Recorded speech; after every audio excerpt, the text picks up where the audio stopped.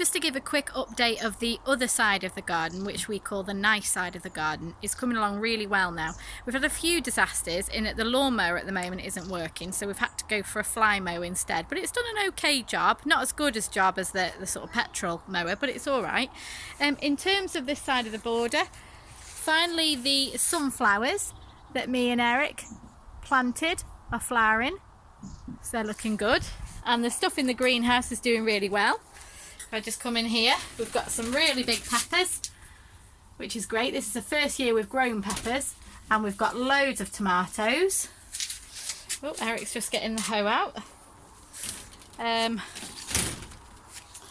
then over in our new border on this side, the everlasting sweet peas that we sowed that I wasn't sure were going to do anything are absolutely covered in buds. I've already got a big bunch of them in the house, making the house smell beautiful.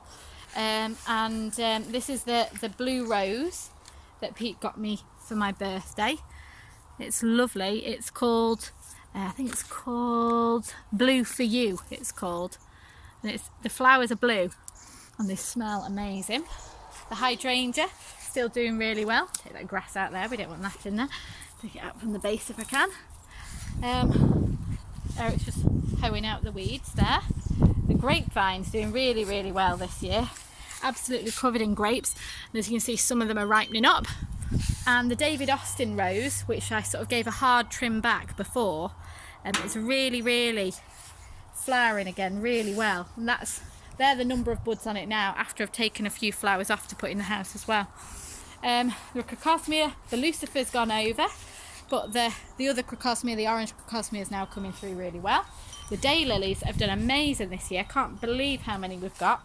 And going to this border, the borage has really come out now. That's great. It's covered in bees all the time. And this border that was pretty much empty at the beginning of the year is now full again. We've got nasturtiums in here. We've got the cosmos that we sowed earlier in the year. We've got lots of fennel.